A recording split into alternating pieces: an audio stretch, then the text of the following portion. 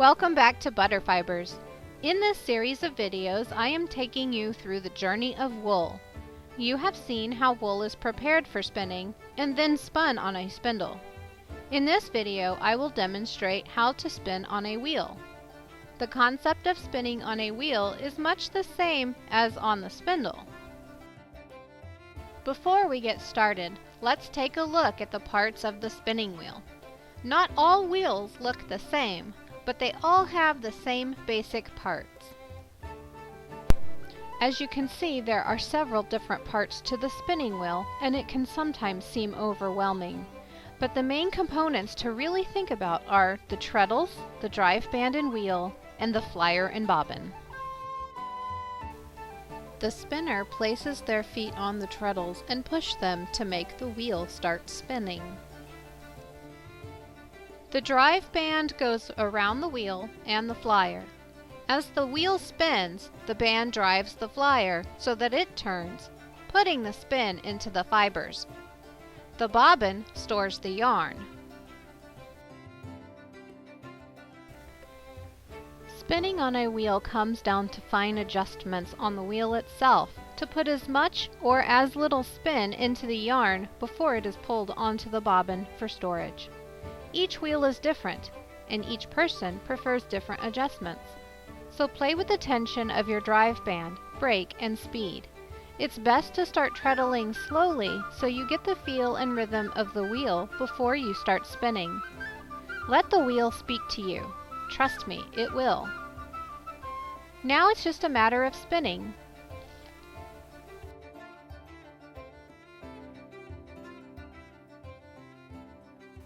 A leader is used on a wheel just like the spindle. To get started, draft the roving a little, then overlap it with the leader. Begin to slowly treadle the wheel and watch the leader and fibers start to twist.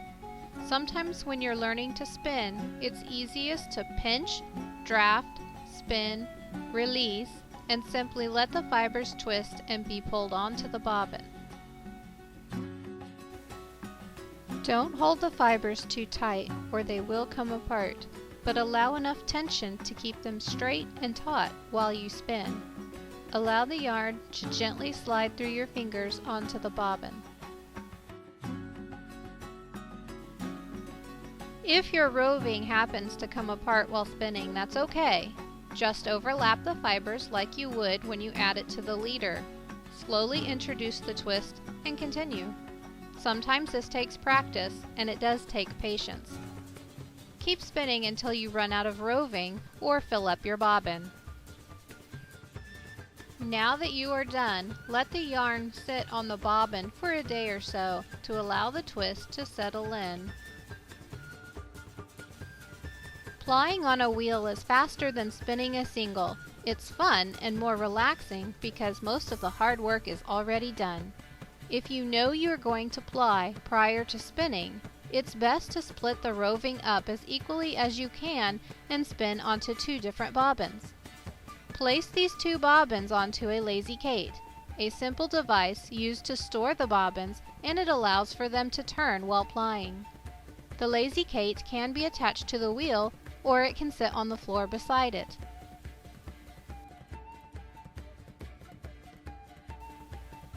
Plying on a wheel is the same as spinning, except that you should spin your wheel in the opposite direction than when you spun singles. Spinning in the opposite direction may take a little twist out of your singles, but in the end it balances out nicely. Take one end of yarn from each bobbin, hold them together, and add them to the leader like you did in the beginning. Treadle slowly and allow the twist to move into the yarn. Adjust your brake so that it takes up the yarn onto the third bobbin with a nice balanced twist. Do not overspin when you ply.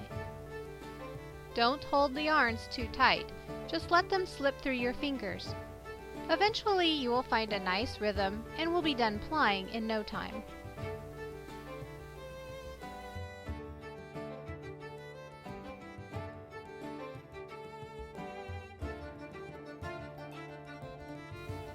When you are done, your third bobbin should be full, and you will be ready to remove the yarn and wash it. This is a niddy noddy. It is used to remove yarn from a bobbin.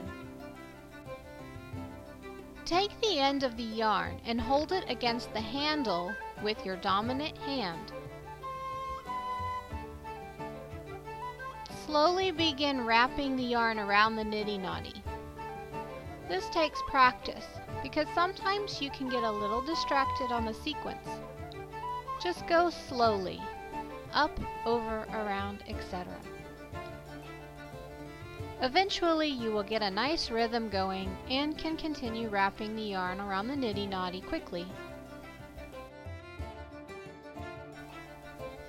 Before you remove the yarn from the niddy noddy, tie some scrap yarn around your newly spun yarn to keep it together. Carefully remove the yarn from the niddy noddy.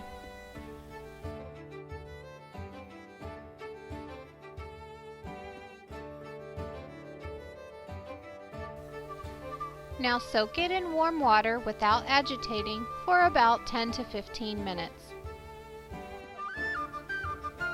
Remove the yarn and gently squeeze the water out and hang up to dry. Allow the yarn to dry thoroughly.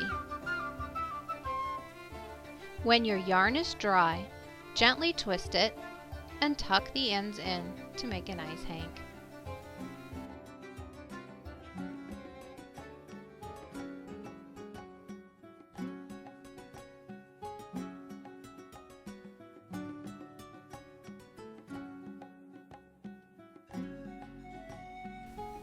Now your yarn is ready to use in any knit or crochet project. Thank you for watching. I hope you have enjoyed this series taking you on a journey of wool. Visit us at ButterFibers.com for more videos, patterns, and of course, yarn.